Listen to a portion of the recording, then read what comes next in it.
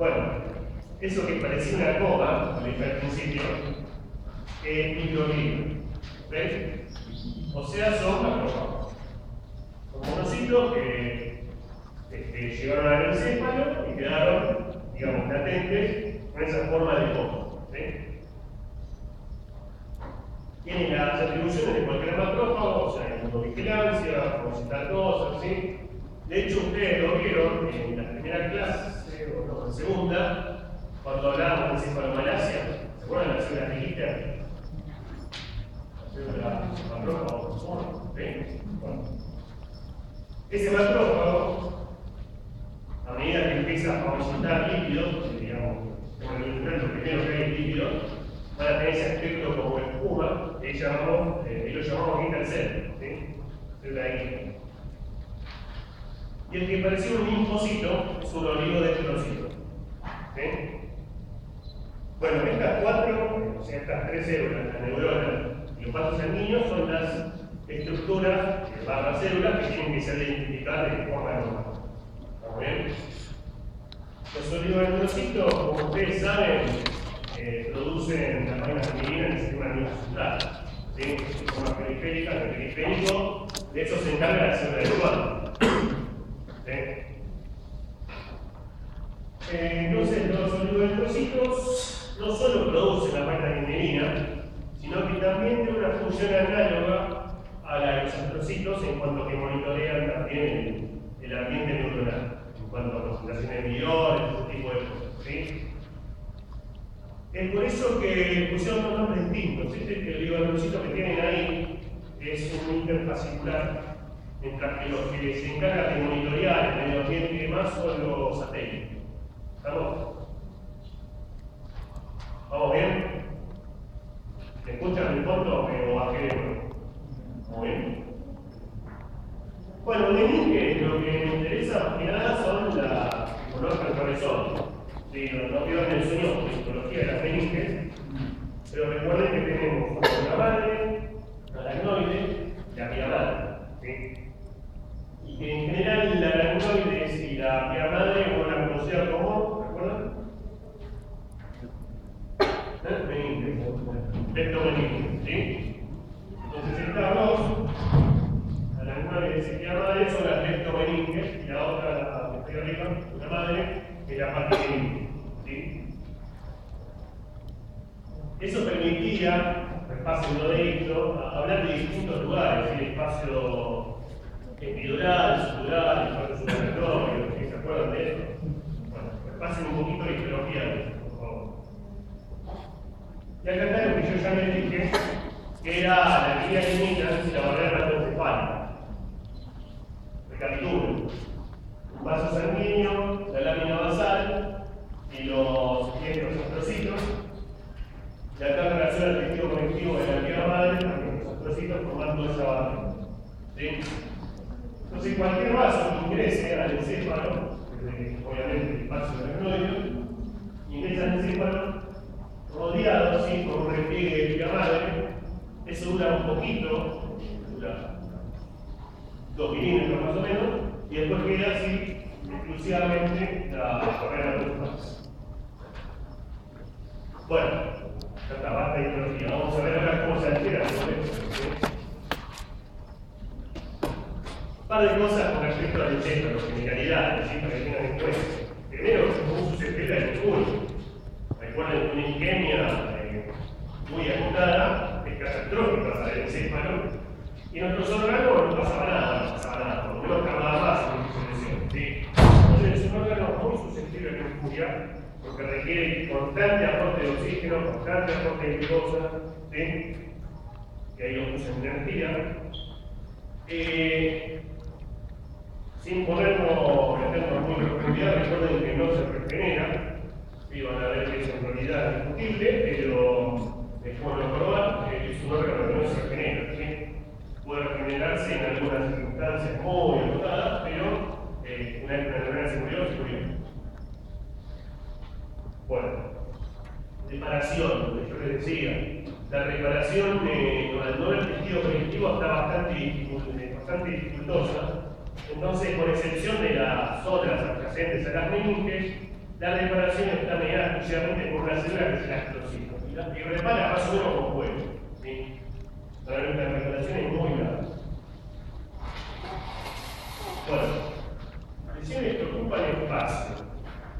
Ustedes piensen que el encéfalo, y bueno, toda la médula espinal, está confinada dentro de un esqueleto, una estructura ósea física. ¿Sí? Es por eso que cualquier proceso que lleve un aumento de líquido, por ejemplo un edema, ¿sí? Un oral, un absceso, cualquier otra cosa, va a llevar a fenómenos de compresión. No hay otra forma. Piensen lo siguiente, siempre cuando ustedes tengan eventualmente un animal traumatizado, un golpe en la cabeza, o después de una crisis epiléptica o lo que sea, empieza a producir edema. Y eso es lo más peligroso. Porque lo que lleva en definitiva es un aumento de la presión dentro de la cabeza, intracraneal. Porque no hay forma de equilibrar. ¿Sí? Tengo un encéfalo rodeado por hueso. Por eso que, bueno, se habrán visto en algunos traumas de otras personas, algunas preparaciones que se hace el hueso, ¿sí? Como para aliviar la presión. Yo tengo un hematoma, un brazo, ¿sí? Que puede tener una pelotita, y no me da por complicar el otro, porque se me va a atrofiar el brazo. ¿Sí? Yo tengo un hematoma dentro del encéfalo y dentro de la cavidad craneana, eso aumentar de tamaño, cuando puede crecer hacia afuera por el hueso, a empezar a comprimir y a atrofiar el estructura. Entonces, cualquier lesión que ocupe espacio de forma difusa, como edema, o localizada como un hematoma, un absceso, un tendinoma, lo que se ocurra, al margen de las lesiones que va a producir, va a llevar a fenómenos de compresión. ¿Sí? Eso es catastrófico. Entonces, es muy importante eso. Bueno, una vez que el encéfalo se infecta, estamos complicados. ¿Sí? Por eso es importante la integridad de la barrera hematoencefálica. Recuerden que lo que han estudiado también en farmacología, ante algunos fenómenos inflamatorios, aumenta la permeabilidad de esta barrera. Entonces empiezan a poder pasar algunas cosas como algunos sufrimientos. ¿Sí? Una vez que el encéfalo se infectó, estamos por lo menos complicados. ¿Sí? Porque ¿qué tiene? La microglía, el sarcoma que está ahí, no hay mucho. ¿Estamos bien? Bueno, primera alteración. Ahí la flechita está indicando una célula. ¿Qué es célula? El neurón. ¿Qué le ven a los neurones? Sí, parece un poco más chica, pero eso es relativo, deforme. ¿Otra cosa? El núcleo es tan evidente. Sí, hay núcleos que se ven, a veces no son tan evidentes. Sí. ¿Cómo son? Ven al ciudad. La citosfera. Recuerda la distancia de índice cicloplástico, entonces es un poquito más basófilo. Acá está el acidófilo. ¿Sí? De acá que esta neurona se llama neurona roja. ¿Sí? Te cuento otro ejemplo. Esto corresponde a necrosis, ya bueno. Pero vean acá, ahí sí que se enroja. ¿Ven? ¿Estamos bien? Bueno, cuando ustedes tienen algunos insultos, ¿sí? Isquemias, algunos tóxicos como mundiales, tenemos este estadio que es necrosis coagulativa. ¿Sí? ¿Recuerdan cuando les dijimos que no había necrosis coagulativa o que estaban antiguos? ¿Sí? El tema es que esta necrosis coagulativa es algo bastante efímero. Inmediatamente después, esa célula, tal cual, se rompe, y ahí sí tienen los fenómenos de putrefacción que ya explicaron. Entonces, hay necrosis coagulativa en el sistema nervioso central, la están viendo, se llama neurona roja, y les repito, se produce con algunas lesiones particulares. ¿Sí? Isquemia, hipoxia, y algunas tóxicas. ¿Estamos? Entonces, la primera lesión que hay que tener en cuenta. Las neuronas tienen una susceptibilidad diferente ante las injurias. No es lo mismo la neurona de la Purkinje que la neurona de la capa granulosa. ¿Sí? Las Purkinje son mucho más débiles. Entonces es así que cuando ustedes tienen, esto me da un poquito para la clase que viene, si va, cuando ustedes tienen algunas intoxicaciones, ¿sí? Algunos tóxicos tienen tropismo por algunas neuronas en particular, ¿sí? Que son las más débiles, como la Purkinje, como la corteza, Entonces es por eso que este patrón de neurona roja, ustedes lo ven siguiendo, ¿sí?, de una estructura anatómica particular. Por ejemplo, toda la célula de Purkinje. Es un patrón lo que se llama laminar. Entonces eso es lo que van a estudiar cuando vayan a ver los libros miércoles, como necrosis laminar. ¿Sí? Está relacionada con la distribución anatómica de esa neurona particular susceptible. Pero no voy a meter más en eso porque hoy es un trabajo. Ahora, neurona roja. Como les dije, la neurona roja es una cosa que vive poco, porque inmediatamente después pasa eso. ¿Sí? Llegan las células de la microglía y empiezan a fagocitar. Entonces, esto es lo que conocemos como neuropatia. ¿Sí? Ni más ni menos que la fagocitosis de una neurona por célula de la. ¿Estamos bien?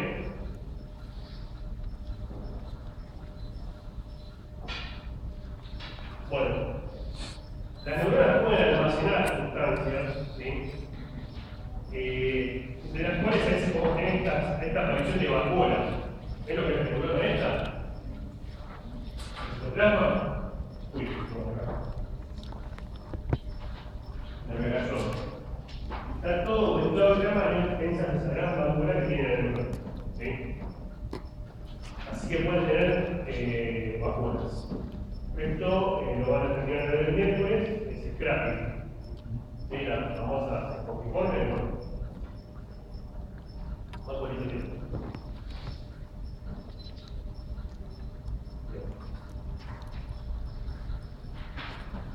¿Qué les parece que les pasa a esta neurona? ¿Que se demora o serio? ¿Qué les llama la atención? ¿Qué más?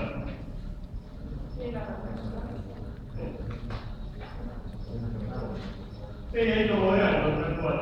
¿Sí? Ven que como remosterito, que tiene otro color. Almacenamiento lisosomal, eso es glucógeno. ¿Sí? Hay muchas enfermedades de almacenamiento lisosomal, principalmente uno ve alteraciones a nivel de las neuronas y también del músculo. ¿Sí? Depende de la enfermedad de almacenamiento, van a ver que hay un montón. El libro que está bueno para el almacenamiento lisosomal es el John Hunter. Bueno, ya no para el final, las vidas. Es un montón. Esta sí es horrible, la debo. Pero en el citoplasma, algunas personas pueden tener pigmentos. El principal pigmento que uno busca es el confusina.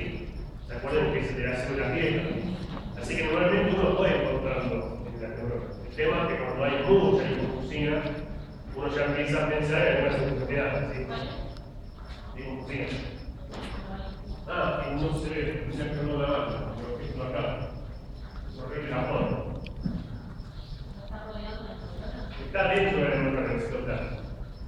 ¿Sí? Es otra enfermedad que se conoce como lipofuscinosis, cuando se tienen grandes cantidades de lipofuscina, ¿sí? Principalmente acá y también en el tubo digestivo, pero recuerden que si uno encuentra pequeñas cantidades no lo explica nada. ¿Sí? Esto sí es importante. ¿Qué está marcando la gente? Infusión. Escríbanlo. Por ahí necesita escribir, está el citoplasma o el núcleo. Vistas citoplasmáticos, neuronas, ácido. Entonces, cuerpo de infusión, recuerden. ¿En qué célula? Si es en el núcleo del citoplasma y el color. ¿Sí? Bien, cuerpo de infusión. Vamos a ver algunos cuantos. Bueno, hay dos alteraciones para ver en estos neuronas. ¿Qué les llama la atención? Las tres marcadas por T. La palidez, sí, exactamente. Es más, ustedes comparan con esta, pueden ver que acá en el centro se ve como más pálido, un masófilo un poquito más claro, ¿sí? Y el núcleo cero. Esas son dos alteraciones que ustedes van a encontrar en neuronas. La marginación del núcleo, que es algo totalmente inejercístico, así que no tenemos mucha bola, ¿sí? Vas a dejar central como siempre un cortadito. Y lo que sí es importante es esa pérdida de la sustancia de músculo. ¿Sí? Esto se llama cromatolisis, que puede ser central o periférica. Dependiendo si se pierde en el centro o en la periferia de la célula, por supuesto. La cromatolisis central es importante porque evidencia algún problema axonal. ¿Sí? Cuando ustedes tienen un problema en un axón, tenemos estas dos alteraciones. El núcleo por un costado y la cromatolisis. Si la cromatolisis fuera periférica, no tiene mucha implicancia, es bastante inespecífico. Cromatolisis central y marginación del núcleo. Vamos. Y ante un trastorno axonal, ustedes ven dos cosas. Un problema en el axón mismo y después las alteraciones que se muestran en el soma, la cromatolisis y demás. Bueno, miren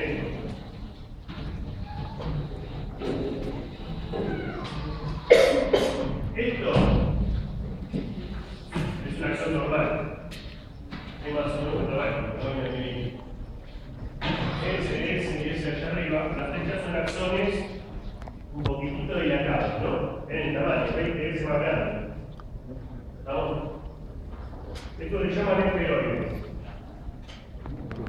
Ese axón aumentado de tamaño, así grandote, compacto, se llama esferoide, ¿sí? Así se llama genéricamente, y está relacionado con una lesión que se llama degeneración valeriana. ¿Ven? Valeriana. W se dice que se corta, valeriana. Valeriana. Entonces vamos a hablar un poco lo que es el esferoide con la cromatolisis central, sí, todo. ¿Qué pasa? Es la degeneración valeriana. Lo siguiente, ustedes tienen un daño en un axón. Vamos a poner estos casos acá arriba. Tenemos esta injuria, se rompió el axón, o lo que sea, un trauma, un textura. Entonces, ¿qué pasa? Lo primero que pasa es que se induce la degeneración de la valeriana del resto del axón de la injuria hacia el tal. ¿Sí? Todos los elementos de la acción empiezan a generarse y empiezan a ser fagocitados, dependiendo de dónde está ubicada, ¿sí? Por ejemplo, superexpan también, nitroglina, macrófago, suponiendo que tenemos un aeroplano. Entonces empezamos a fagocitar todo lo que queda del axón hacia el tal. La hacia proximal también se genera, pero hasta el nodo de Rapier que esté más cercano. ¿Sí? Esa es la degeneración valeriana.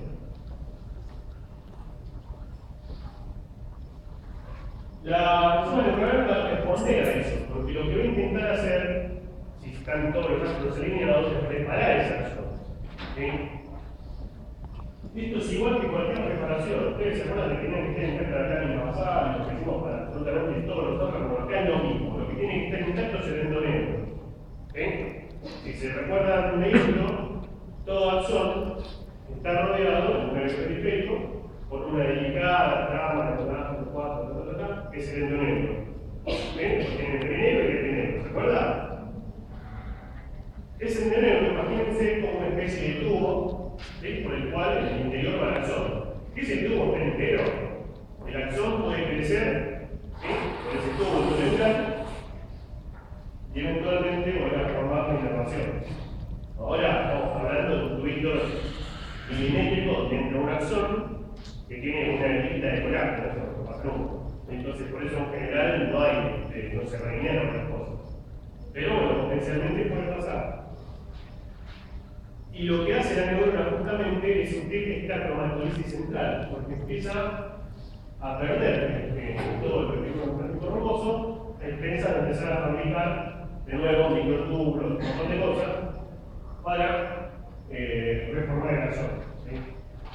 Entonces, estos cambios en el soma son los indicativos de que hay una lesión axonal o que hay intentos de reparación de esa lesión axonal. ¿Sí? Ahora, ¿por qué el esferoide? ¿Por qué el axón dilatado? Miren, si yo necesito meter glucosa o lo que fuere en zona neuronal, no pasa nada, lo tenemos, yo necesito facilitar, dependiendo de lo que queremos hacer. Si yo quiero llevar algo, ¿sí? Transportar alguna cosa, pongámosle una vesícula con neurotransmisión, ¿sí? Estoy acá. Acá se utilizan esas cosas. Quiero llevarlas al axón, que en definitiva es el lugar donde estamos justamente los neurotransmisores. ¿Cómo hace? Llega por función simple, es imposible. Entonces, hay un sistema, ¿sí? Que se llama transporte axonal, ¿se acuerdan? tienen anterógrado, retrógrado, rápido, lento, ¿sí? Para llevar cosas y traer cosas desde el soma neuronal a la zona. ¿Sí? Entonces, normalmente lo que pasa es esto. Hay una sustancia, por ejemplo, una mitocondria, se sube a este sorte colectivo, ¿sí? Y viaja por la zona hasta acá termina. ¿Vamos? Ahora, si yo tengo dos interrupciones en el flujo ahí, ¿sí? El proteccional en el momento va a llegar a un lugar donde no hay más microtúbulos por el cual utilizarse, ¿no ven? ¿Entienden? Se va a producir una suerte de embotellamiento. ¿Sí? No es lo mismo para generar el paso que el etiquete o cuando se cambia lo mismo. Entonces, por eso es que cuando ustedes tienen una interrupción en el axón, una lesión, por ejemplo, van a tener esos extremos, ¿sí? Dilatados, porque ahí se están acumulando todo un montón de cosas. Así que realmente van a una transporte accional. ¿Se entiende? Por eso es el esferoide. El esferoide implica justamente una interrupción en el axón y por lo tanto en el transporte accional. Y por lo tanto, que se acumulen todas las cosas. ¿Sí? Después viene la degeneración del eje. Y después se puede reinnervar. ¿Estamos bien? Más o menos les quedó claro toda esta mirada de cosas juntas, que es el transporte axonal, el esferoide, la cromatolisis y la conexión magnética, toda la mano. ¿Estamos bien? ¿Sí? ¿Alguna duda con esto? Sí, exactamente. En injuria, la degeneración hacia el vital y hacia la proximal, ¿sí? Pero previo a eso tenés los signos de la lesión, que es el esferoide. ¿Sí? Después tenés la cromatolisis como una cosa indicadora de que hay un intento de reparación. ¿Bien? Podemos tener astrocitosis y astrogliosis. Son dos cosas distintas. La astrogliosis se refiere a un aumento del tamaño del astrocito y su prolongación. ¿Estamos? La astrocitosis hace referencia a un aumento en la cantidad de astrocitos. Es una suerte de hiperplasia. ¿Entienden? Como ustedes tienen este tipo de imágenes que llevan astrocitos, ¿sí? Hoy vamos a hablar de astrocitosis. La astrogliosis no se la puede ver porque los que comentan son las prolongaciones, que como yo les dije, no se ven con la técnica de estilo. Con la excepción de esto de acá. Ahí tiene una astrogliosis muy cerebral. Cuando el astrocito se aceleran, totalmente aumentó el tamaño con citoplasma, el contracidófilo, ¿sí? Vamos a llamarlo hemistocito. Entonces, ¿por qué el astrocito quiere aumentar su tamaño o su cantidad? ¿Sí? Su cantidad de astrocitos. ¿Por qué pasa eso?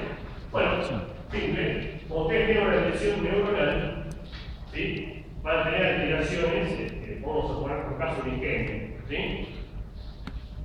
Eso lleva a una inclusión de ATP, se libera el calcio, todas las cosas que ustedes ya saben, empiezan a liberarse neurotransmisores cerebral. ¿Vamos? Eso es tóxico para la célula.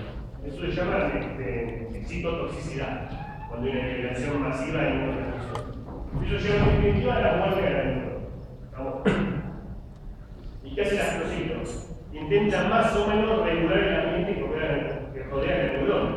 Yo le dije que hacían eso los astrocitos. ¿Se acuerdan? Estaban alrededor de la neurona y monitoreaban los iones, los neurotransmisores, todo eso. Bueno, por eso proliferan intentando mantener la homeostasis de la neurona. Y sufren esta suerte de transformación en un hemistocito cuando quieren rellenar defectos. Si ustedes tienen una lesión acá, pongamos por caso, acá en su momento salió una neurona, había algo y se murió, quedó un agujero. Y no hay fibrosis, yo le dije, no hay forma de hacer una cicatriz ahí. Entonces, ¿cómo hacemos esta suerte de cicatriz? Bueno, el astrocito sufre un aumento de su tamaño, sus prolongaciones, y con esas prolongaciones intenta rellenar el defecto. ¿Sí? Lo mismo que yo les decía en la cápsula, bueno, es una lesión chiquitita, puntual, no forma una cápsula, pero intenta rellenar el defecto con sus prolongaciones. Ahí tienen un ejemplo de astrogliosis, ¿sí? Para rellenar lesiones pequeñas. Si las lesiones grandes formarán un quiste o una pared astrocito. Bueno, entonces el hemistocito. Para llegar a esta célula tiene una lesión bastante crónica. Y el astrogliosis lo que se explica de eso. ¿Vamos bien? Algo parecido pasa acá, la satelitosis, que es una proliferación de oligodendrocitos. ¿sí? Los satélites, las fasciculares y los satélites.